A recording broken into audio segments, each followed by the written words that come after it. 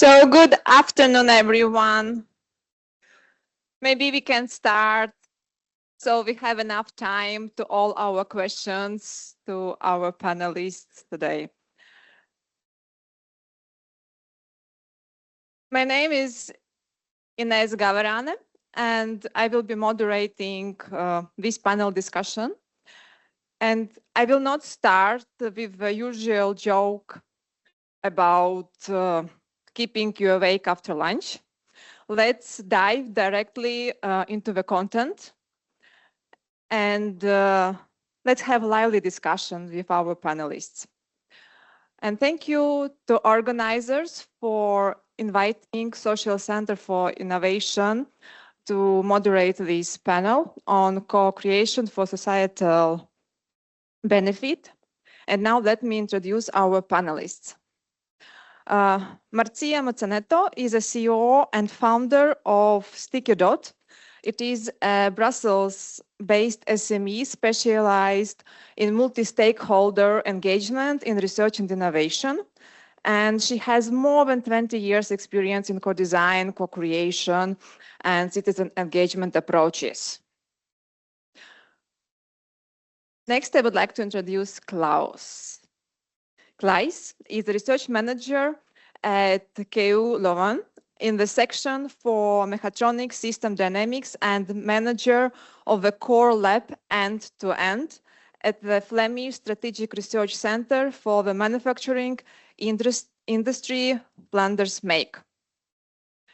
And we are happy to introduce Jan Escole, who is the Vice President at Demola Global, and he's working on co-creation since 2012.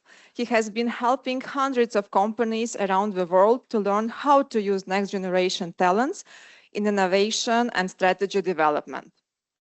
And before we jump into best practices, needs, and challenges, it is worth aligning on terminology, especially understanding of concepts like collaboration and co-creation. Jan, once you told me, let's not fake co-creation. So here is our first question to you. How would you distinguish between collaboration and co-creation in practice? And what are the essential elements for co-creation? Thanks, Ines. Good afternoon, everyone. Yeah, I think I shot myself in the foot with setting it up to you like this, because the question is, of course, it's difficult, and I'm going to ruffle some feathers maybe here with our definition, how we see it. I think the distinction between collaboration and co-creation lies in, are we actually working together? So if we think about co-creation, the first question that many organizations and people maybe miss in the first place is that, is there any value in we're actually working together? So in collaboration is usually the premise for co-creation. It's the stage before we end up in co-creating things together. And usually at that point, I've seen many examples also in Demola of projects and things where we have later on discovered that actually we were not sure was there any actual value of joining these two organizations or different parties together for co-creation. So number one, I would say that in co-creation, there needs to be some work done together. Then there needs to be some kind of common goal. That's pretty self-evident, that we are not working on, I'm working on my stuff and Ines is working on her stuff, and then we just call it co-creation because it's cool and hip. But there needs to be some kind of value from our competencies coming together. And this naturally usually leads that it is formed into some kind of a project. Because if we start actually working together, I think you would like to know, when do we start and when do we end? What is the goal? And this projectization, in quotes, then leads to many of the, I would say that they are necessary elements, but they are often core things in co-creation. Then we need to figure out how do we work together? How do we share the results, or what do you get out of it? What do I get out of it? I need to understand your motivation and so on. So an agreement might be in place. Then we might need to figure out who else do we want from our organizations or parties to be involved. So we start forming a co-creation, some kind of a team that works together. So I think these are the kind of like the basic elements in co-creation that you end up having out of necessity, partly. You end up having some kind of agreement framework. You end up having some kind of projectization, starting and ending point for the work that you do together, and then you end up having some kind of team or group that actually does the co-creation. So I think this is the difference between collaboration. Two different organizations can collaborate together without kind of like necessarily determining what the outcome should be. In co-creation, the some kind of goal needs to be much clearer, because then we start to work, and if we don't know what we're working on, it really quickly usually falls apart. But yeah, I would start with that kind of a definition, and I would love to hear your questions and comments about that and opinions later. Thank you, Janne, for giving us those basic elements to differentiate between collaboration and co-creation. And let's explore co-creation in practice, because today with us is Marcia, and as you are the coordinator of the co-value project, and you have been running pilots involving startups and citizens in knowledge valorization processes. And maybe you could tell us more, what does co-creation mean to you within those processes, and what are obstacles and added value that have emerged from the experiences, especially from point of view of startups? Thank you. Thank you very much. Good afternoon. So yes, I'm going to share with you a little bit of our on-the-ground experience when it comes to co-creation. We have a vision of co-creation that definitely identifies a lot with what Janne just described. But what is very interesting for us was to see how this vision of co-creation was perceived by the actors involved in the process. So I will get to what co-creation meant for us by describing a bit what we did. So first of all, we made our life a little bit difficult because we decided to bring this stakeholder, this societal engagement, so citizens' involvement into processes, knowledge valorization, knowledge transfer processes that were very complex. For example, we were working with startups and spin-offs that are producing new products and services that imply a big behavioral shifts in consumers. So I give you an example, plastics. Some of these companies were developing new types of plastics or new type of recycled plastics that would involve, so I'm thinking from the point of view of the consumer or people using them, some changes. For example, they might be more expensive than a normal plastic, or they might be have to be treated in different ways than normal plastics. We also had startups working on innovations that were going to use a lot of consumer data. Data is a big issue, but they were going beyond the standard data that are classically collected, and they really needed human experiences to be able to develop their products and services.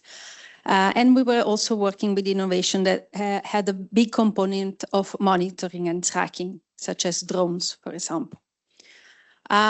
And then a further level of complication is that all these startups were basically B2B. So when going to them and say, okay, let's do co-creation involving citizens, they were like, I don't have to do anything with citizens. I'm just selling to other companies. Starting from this little bit complex scenario, we did implement. So of course, having a European funded project behind us really helped to open doors. Because it came at no cost for the startups. I think this was mentioned also before. We were working through intermediaries. So we didn't contact the startups ourselves directly, the innovators, but we worked with the science parks or regional innovation agencies. They were those opening the door to us towards these startups. Of course, we had a few challenges, additional challenges we had to face. We had to go fast because many of these innovations had already left the university environment. So, for example, the science park we work with is a science park owned by a university. So it's a very peculiar context where most of their startups are actually spin-offs, so emerging from the university, but they were already existing and they were at a very delicate phase where they were just about to scale up. We also had to work a lot on managing expectations. So at the beginning, we asked companies, both on the side of the companies and of the citizens. So we asked companies, what do you expect from this co-creation process? And the answer was, I want to get ideas on new products or better sell, better improve our products. And on the side of the citizens, of the people that we involved, there was, of course, very high expectation towards how the outcomes of the process would be used. And finally, we had to deal also with the specificities of knowledge transfers that happens within an academic, so environment context. So many of these innovators, we had constantly to remind them that they were producing new products or services that would have to sell. So sometimes they were forgetting the business component of what they were producing. And I think this is very specific in knowledge valorization context, where the focus is so much on the technology, on the products that they are developing, and sometimes they forget that then probably they need to make a living out of it. And then I'm going to get to what was perceived as an added value by those that were involved. And this will tell you a little bit about the co-creation that we did. So one of the biggest reactions that we got from the companies involved, they told us, this was not at all what we expected, what we imagined. And for me, this was the best answer that we could get, because what they were imagining was basically consumer studies or marketing, which is what they are used to get as a support in the processes they do. They were very surprised that we did not do any product development in the processes that we did. Of course, we discussed products that they are developing, but in a much broader approach. So basically what they got out of the process of this co-creation process was a much better understanding of the world where their innovations would exist, which is something they are not at all used to do. So they say that in the processes they do, they focus a lot on cost efficiencies or assessing the markets and competitors, etc. But they will never understand where is it that people want to go, how people see the future of plastics. Do they really want to see new further types of plastics in their lives, or do they actually do not want to reduce plastics? So these were the kind of questions that we worked on in the co-creation process that we did. And many of the companies involved, we also had an industrial park involved. They were at first very surprised, but as well very interested in getting this wider vision that they really never have the opportunity to stop for a moment and think about, because it's not at all part of the valorization processes that happen nowadays within university and knowledge transfer offices. Thank you, Marcia, for sharing your experience working with startups, and you mentioned an important role of intermediaries and facilitators.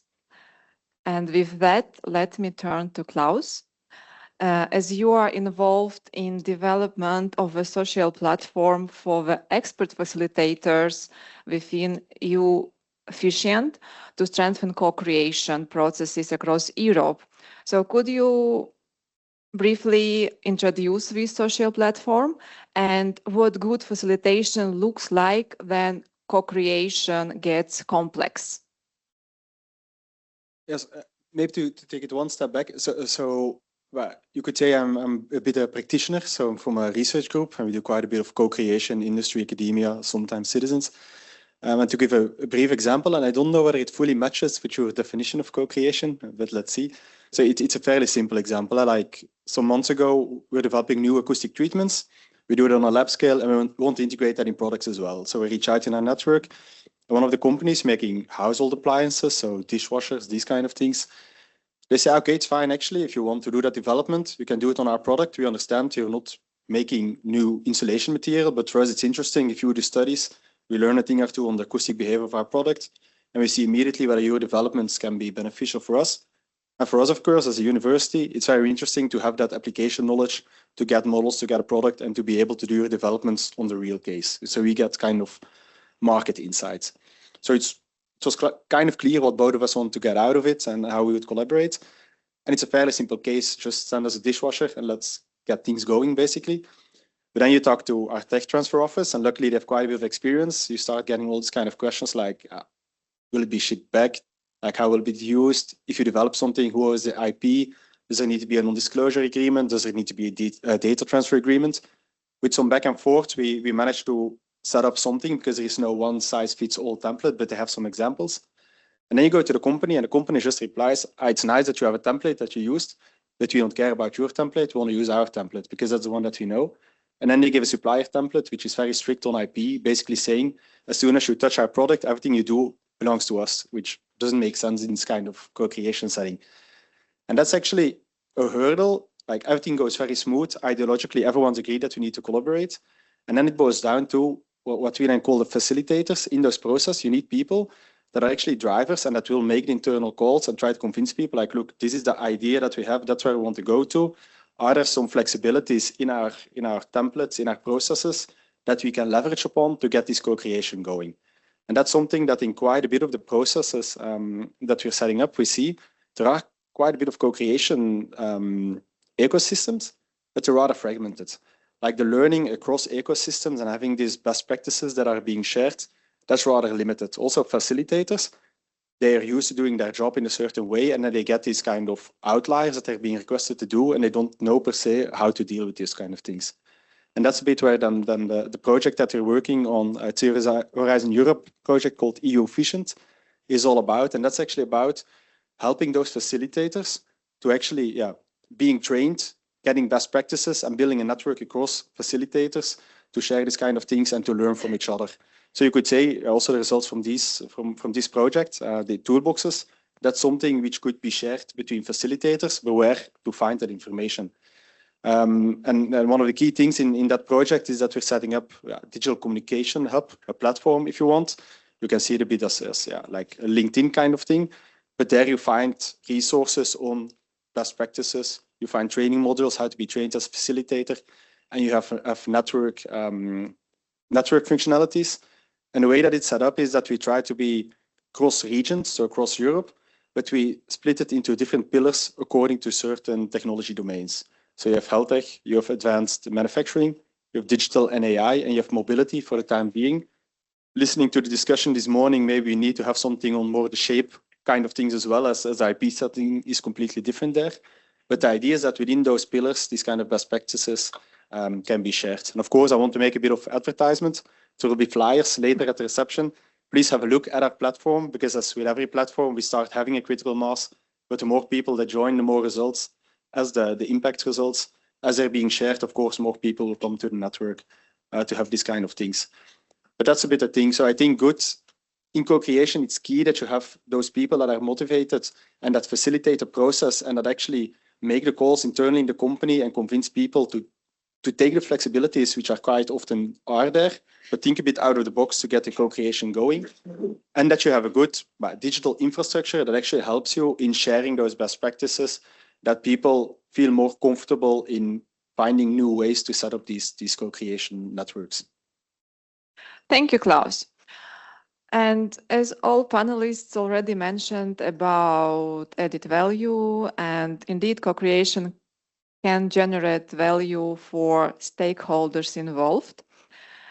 And let us discuss more concretely about the value for different stakeholders, including citizens, and about how can we manage IP and data in the ways that co-creation process is fair, trust building, and adding value. So how do you ensure different stakeholders gain tangible benefits from co-creation, and how do you manage IP and data sharing?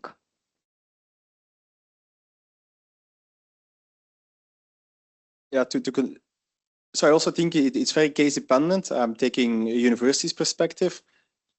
You can look at it at multiple axes. You can say you have one co-creation process. With us, quite often the idea is that we have a co-creation partner across multiple topics. And then it very much depends on trust and on understanding each other's needs. For a company, it's quite often the goal to push the state of the use, state of practice. For universities to have insights in what industry wants and to advance the state of the art. And there, if you have respect for each other, timelines, and you understand what is important, for example, the importance to right to publish versus the fact that companies need to be able to protect certain markets and have IP protected in certain regions, then you can find, you should look, so you should respect that and start from that. And then I think it's very case dependent. I heard it in previous discussion as well, like the comment on policies. I don't think there should be one strict definition of how IP is regulated. It depends on case to case. Sometimes it's a very linear case where it's clear that IP can easily be transferred. Sometimes it's still open-ended and it's not clear.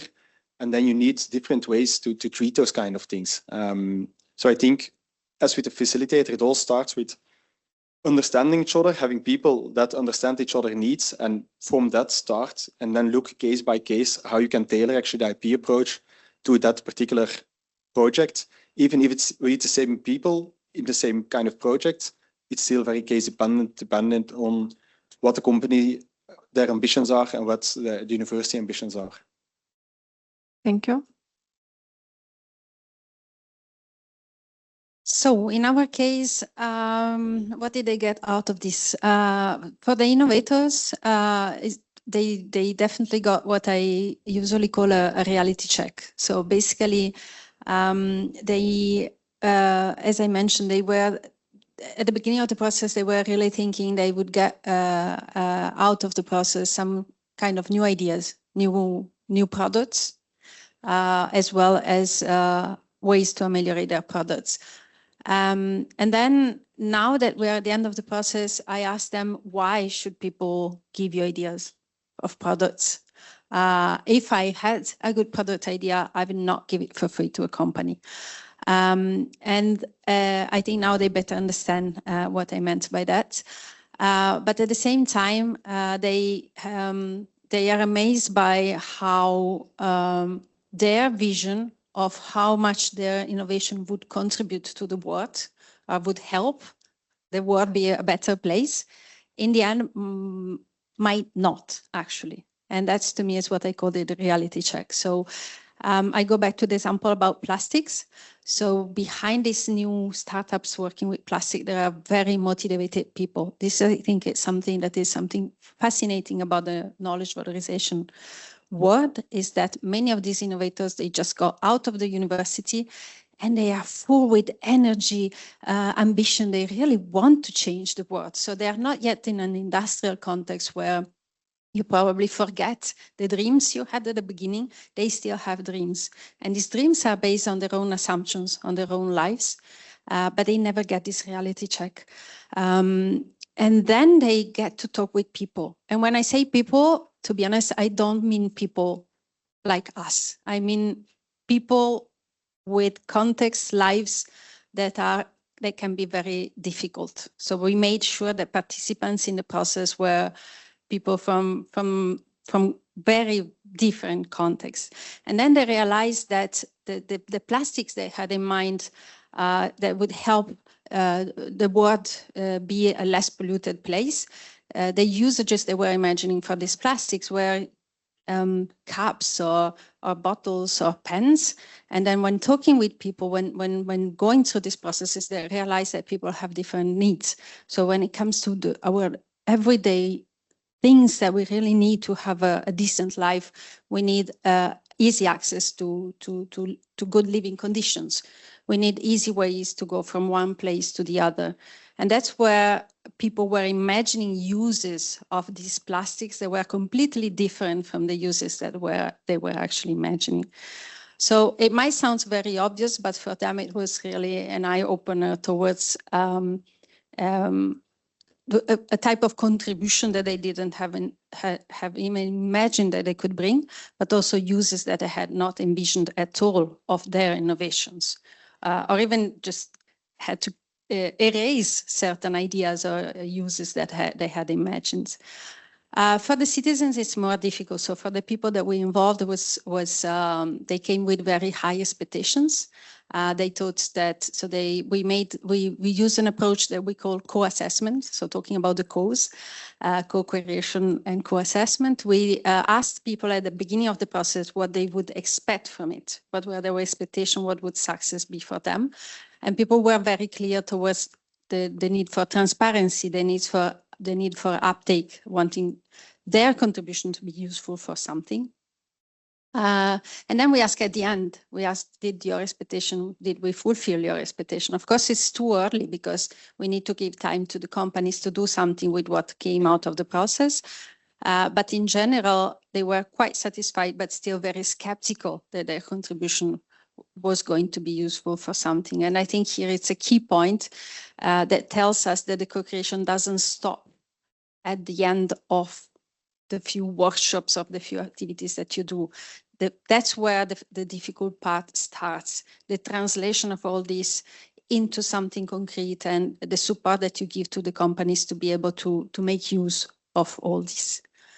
And in terms of IP, we didn't know that the Impact project was developing these amazing tools and that we will make use of in the future, but we had our own agreement. So we sat down with the companies at the beginning of the process and we said, okay, you need to acknowledge people's contribution. There might be things that come out of this process that will help you make more money or have better ideas. So we need to acknowledge this. So we signed an agreement with the companies where it clearly describes forms of IP management that include rewarding of people contributions. It was not easy, but we managed.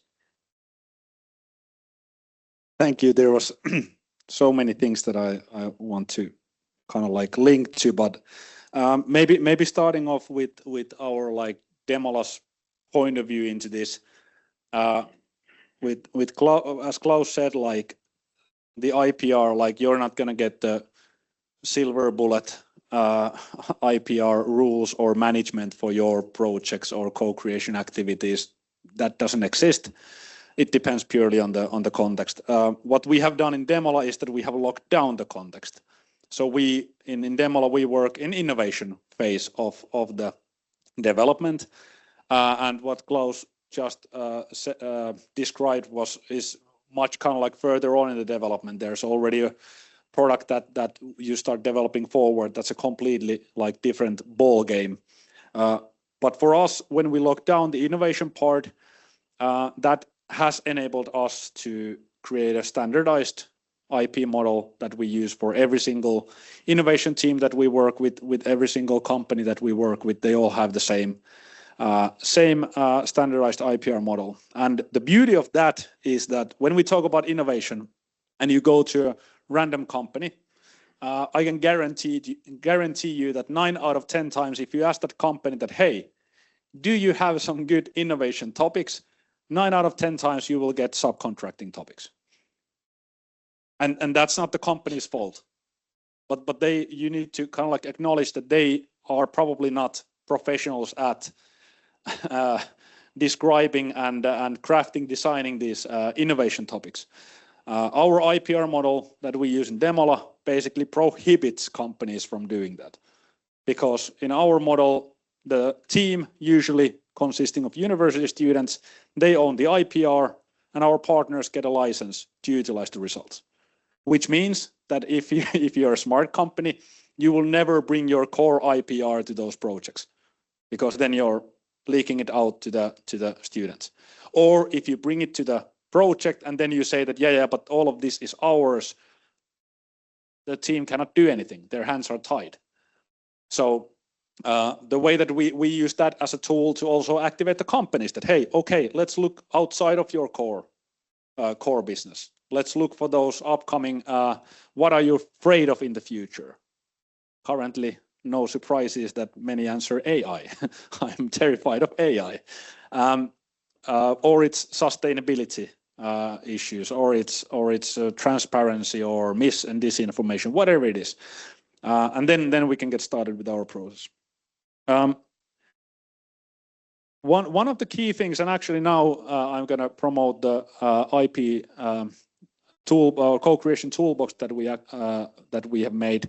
There's one tool specifically dedicated for agreement models and frameworks, and like you can get lawyers to draft those and please do get lawyers involved when you draft the agreements. But usually what is forgotten is that it stays on the kind of like the lawyer/director level to agree these things.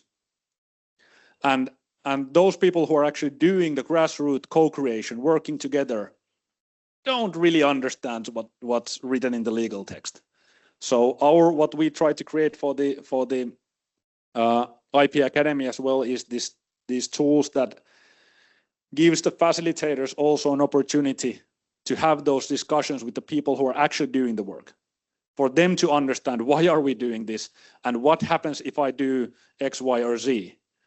What is our gain out of that? What is our co-creator parties or partners gain in that? So I think it's super critically important that we start talking more about these agreements with, for example, my daily job is to go through this with companies and with every single university students that we work with. And you can imagine that the average university student doesn't know what IP means. They don't know what intellectual property means. I feel that it's our responsibility as facilitators to make sure that they at least get the kind of like the basic understanding of what they are embarking on when they start our projects. And then what usually happens in 2 months, like the funny thing about these agreements is that they don't matter if your results suck. If your results are bad, no one needs agreements, right? If the results are not there, doesn't matter if you have papers or not. The problems start when the results are good. And then you're too late if you start thinking about it at that point. And there are so many examples around the world that we have faced where many of the co-creation facilitators say that, yeah, we don't want to touch this, you know, IPR or agreement stuff because it's a bit hard. So we'll let either the companies decide how they want to do it, or then we'll don't have any agreements. And we're like, are you really willing to take that risk? Because then if something really good comes out, then you're stuck with that. But yeah, thank you. Thank you all for your reflection. And that actually helped us to move from co-creation as a buzzword to co-creation as a fair and effective tool. And now I would like to open a floor for questions from audience, because I have several questions in my list, but I think that you already prepared a few questions. I saw many people taking notes, writing, so please, the floor is open for interaction with panelists. Hello, I'm Jimena Reina Farge from Ghent University. I have a question for you. I'm wondering, because you talked about having data or having results in an early stage, how can you judge if there are good results or not? And should we make agreements all the time, or that's a bit... Excellent question, and also one of the hardest questions that I've been trying to figure out for 15 years now. I'm going to start from the outcome point of view, that what usually comes out of our activities. There might be internal development at the companies. They see some small details inside that they want to kind of like develop forward within their organization. Usually at that point we lose visibility there. That's none of my business what they do inside the companies. Usually like 2 to 4 years later you see a product and then you're like, look at that. And that resembles a lot to what we did 4 years ago with our student teams. But that's the kind of like the invisible side. But then there's, for example, the startups. that come out of, because when the student teams owns the IPR, they can set up a startup and start developing it, commercializing it.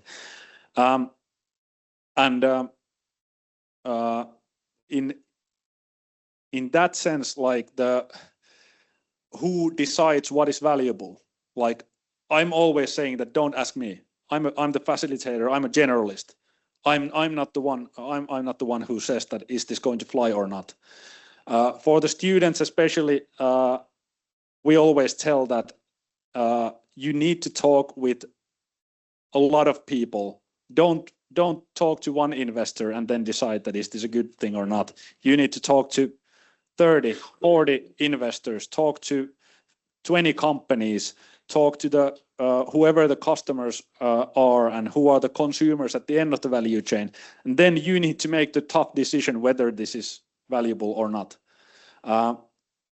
Because weird stuff flies, as we see in the startup scene in general. Like you see solutions and you're thinking that how on earth, like I think Uber is a great example of, like, if you would have told people in the early 2000s that, yeah, you're gonna call or order a stranger online to pick up them and offer you kind of like taxi service, then your first question is that, yeah, so they are certified drivers. No, they are just, whoever. Okay, but they have some, company cars that they're driving. No, they can have their old Opel Corsa if they want. And it just doesn't make any sense. So weird stuff flies, and Uber is a great example of creating great trust systems within their solution. But that's another topic. The short answer is that's a tough thing about innovation. No one knows in the beginning, is it going to be valuable? And then the question is, how do we find out? Well, we develop it further and then we see. So it's a risk-taking business in that sense and for the companies, it's about scale. And this is, at Demola, we talk about scale, not because it's cool to have like thousands of projects. I would much rather do 3 projects a year if I would know that they are successful, but that's not how it works. So the scale brings, it basically just raises the opportunity for success. And then, yeah, what we are hunting for is the weird stuff. I'm obsessed in finding those weird angles and weird point of views, because I know that has the potential to create something new. You want to comment something on this? Hi. I think we are discussing also a little bit the stakeholders engagement, and I worked as a researcher several years in the biotech space, creating new therapeutics. And sometimes it's really difficult to engage, for instance, with policymakers and with payers. So can we discuss a little bit approaches that you can use to engage early on in the process of co-creation, those kinds of stakeholders? Thanks. And it's for all the panelists. So you mentioned policymakers and? Payers. Payers. Yes, okay, sorry, thank you. In the case of the work we do, when it comes to policymakers, we bring them in from the start. So basically we know that a lot of the innovation that is happening to startups, such as the ones we have been working with within the context of a science park, are of interest to the public authorities, because they are looking for innovation that they need, that they will then use through public procurement to fulfill needs they have. And a lot of the innovators we talk to, so the startups we work with, their dream is to then become useful for public procurement, so to be successful through public procurement. So there is a huge potential there to convince the policymaker that if they want the innovation they need to be really useful to them, then they need to be at the table with everyone else. So that's the catchy entry point that we use. When it comes to peers, I guess maybe you refer also to improving the transdisciplinarity of what you do. And this is where there is long, huge debates ongoing. I was just recently at an event in Brussels on how to better strengthen SSH and STEM collaborations that we also discussed this morning. And I think here, unfortunately, maybe I have a little, so there are lots of arguments that could be brought on how this ameliorates the potential and the knowledge that emerge from these processes. But I think here there needs also to be a bit of top-down imposition, because let's be honest, otherwise it doesn't happen so often. So to give you an example, the European Commission has started to introduce, at least in cluster 5, but hopefully it will, so within, for example, project dealing with energy transition, has started to introduce something that is called societal readiness pilots. So nowadays there are a lot of projects working on, that are just starting, working on energy aspects that have to have this societal readiness component integrated in the innovations or the research they will develop. And that's what obliges SSH and STEM to collaborate, because the societal readiness, you can only do it properly with some SSH approaches. And this is top down. So the Commission saw a value in this and has started imposing it. So it will probably spread if it spreads to other fields, and then if it spreads to national funding, etc., which is how normally it happens, then this will definitely increase the type of interdisciplinary collaborations.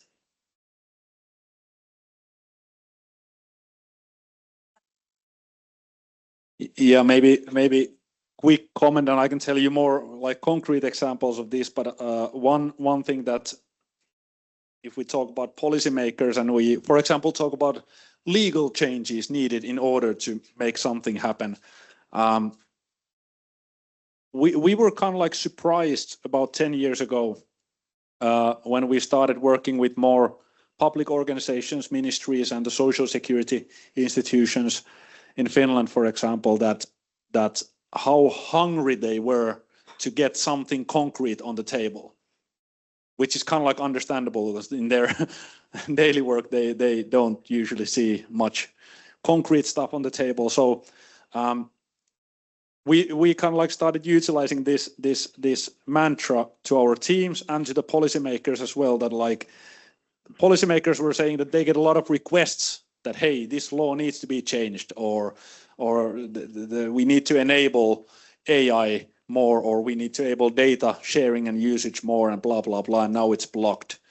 Well, what do you think about the politicians who are making those final decisions?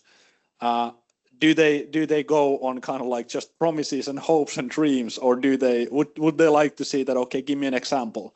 And that's what we are basically trying to, in these certain cases, trying to provide for them, is that, hey, we would need a legal change for something in order to use this and similar solutions than this. And then for the politicians and policymakers, it's much more easier to see that, okay, so this is how you kind of like control the risks as well, and this is how you go around the hurdles that might come up.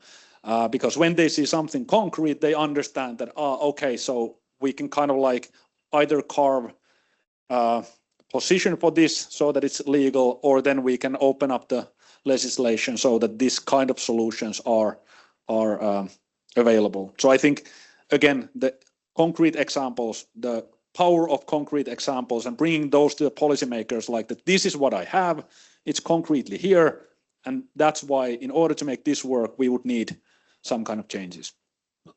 Thank you. Do you have more questions? I think sometimes it can be that in some situations, competitors come to you to execute a co-creation process for exactly the same purpose. How do you deal with this type of requests?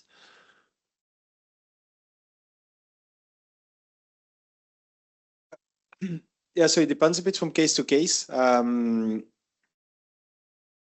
So concretely on cases that we work with, if we work on IP that we own and then you go in co-creation, and quite often you have IP arrangements. So what happens is that you say, okay, in this and this sector, we will not, you say a priori, we will not collaborate with any of your competitors, competition for these kind of applications, then it's blocked. In other cases, you know that you had a collaboration with a company, but you have 20 collaborations, so you're not willing to risk that collaboration to upset them. Or in other cases, you just inform them and say, like, look, we got a similar request. Is there any reason for us not to do it? Was it the one-off? And then you, so it very much depends on which kind of agreements were made in advance, how your relation is with that company. Is it a long-term relation? Was it just like a short kind of linear relationship? And on all these kind of things, in our case at least, we decide a bit ad hoc, I would say. I also don't think there is really a one-size-fits-all solution to that. And there, I agree as well. Yeah, if you have good agreements up front, you can be good friends at the end. If you say from the start, like, look, for railway applications, you're the only partner. If then someone of automotive passes by, okay, it's fine. It was arranged. If you don't make those arrangements up front, yeah, okay, then yeah, we always try to discuss with persons that they don't have to find out afterwards and you have kind of fights. But yeah, I agree there. You need to have some arrangement up front to set the scene. What might happen if something is a success? Is that kind of an answer? Yeah, thank you. I don't know whether you want to add or. Thank you. And before we return back to questions from audience, I have one more question to you. If you could change one thing to strengthen co-creation, what would it be and why? Yeah, as part of the coordination team of the EU Efficient project, I need to answer a bit in that line. So there it would be that we move a bit from these isolated, fragmented ecosystems on co-creation, but that we build like a digital infrastructure in this case, that we can faster share learnings and best practices, that professionalization of the facilitators in the co-creation process, that can take up speed, and that co-creation ecosystems can be set up with a faster pace. Yeah, so I'm quite in line with what Klaus said, and I would add that I think for me the role of the intermediaries in this processes is really key. For those of you supporting knowledge transfer, knowledge valorization, I think you really need to have, especially nowadays, a clear understanding of what co-creation is and what it can bring. I know it's a buzzword and I know it's used in many senses and many contexts, but I think that it is becoming really, really important to be aware of it and also not to be scared, to be bold in the types of co-creation you suggest and you support. So of course, the typical co-creation happens still within knowledgeable partners involved. So you still do co-creation involving other researchers, other companies, funders, etc., etc. But I think there is really a strong need for the co-creation to also involve, so to integrate. I don't think they should be separate. The social benefits and the company's benefits do go together, and we see it in the example we did. It can be scary, it can be difficult to also bring in, and not sexy to sell, trust me, but bringing in this the societal actors is really key to avoid the failure or the rejection or the complexity that many of these innovations are going to face. And I think that this is really the way forward, and hopefully also this is being picked up at the European level. I was just a couple of days ago at an event at the European Parliament about the future. I mean, many of you, I guess, work also with EU funding, so the future FP10, the future framework program, and the rapporteur, so an MEP rapporteur for FP10 was saying that European projects will never be of high quality unless those monitoring and supporting these projects are knowledgeable about the topic the projects are about. So nowadays, I guess it's also your experience when you do EU-funded projects, the project officer, the policy officers behind them are not, basically most of the time or quite a few times are not experts in the topics that the project covers. So we should give the good examples ourselves, I think, and be knowledgeable about what we say, what we support in knowledge transfer processes to be able to provide a real service to future innovators. Completely agree with both of you. I'm going to answer this on a really kind of like high level first, which is that I think in Europe in general, what we need is more ambition and raising the bar for ourselves. Like that's the first thing that we need to do everywhere. And when we talk about co-creation, I see co-creation as the opportunity to raise that bar, because suddenly you have more competencies, you have more point of views around the table. So why would we kind of like try to make safe bets with co-creation? It's already high risk endeavor. It's already complex. Well, if it's already complex and high risk, let's then use the fact that it's high risk to do high risk things and not the safe bets. I think that's kind of like on the mindset level, the first thing. And then when it comes to all of us doing the kind of like the intermediary, some type of facilitation role, number one, let's start appreciating the facilitation as a capability and skill. And I think that's why EU Efficient is, for example, excellent thing that we start, because that's one of the things that none of the companies that I've met are willing to actually invest in. That's and the same applies to many universities around the world. We just had a quick chat over the lunch about this, and my kind of like what I've seen is that this co-creation, especially when we talk about innovation, the early phase stuff. I know that every single university representative knows here that your university has an innovation initiatives. In my experience, 90% of those, when they are set up, it's like really smart people set them up, think about the process and everything, and then you're like, okay, let's hire some fresh graduates to facilitate the thing, because it's the it'll fix itself kind of. Yeah, exactly. So we are not appreciating those skills and those competencies, and it all starts from us. It doesn't. We are not. I cannot expect companies to be like, yes, now we're going to invest and we're ready to pay a lot of money for that. No, we need to show them what it can be. So let's start appreciating that ourselves first. And then lastly, the scale. Like when you asked the question about the competition, I understood it that am I jealous and how do I feel if someone else starts to kind of like facilitate similar stuff? At this point, globally, I can say that every single initiative, double thumbs, welcome to the club. We need more of this. We need more scale, because every single person who joins these things learns more, the competencies are better, the readiness level is better, they understand the risks better, and all of our lives gets a lot easier. So we need more scale for this. Thanks.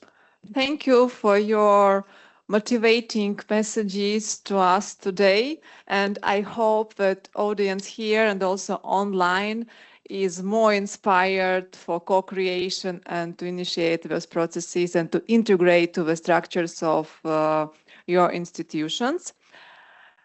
Thank you. Applause to our moderators.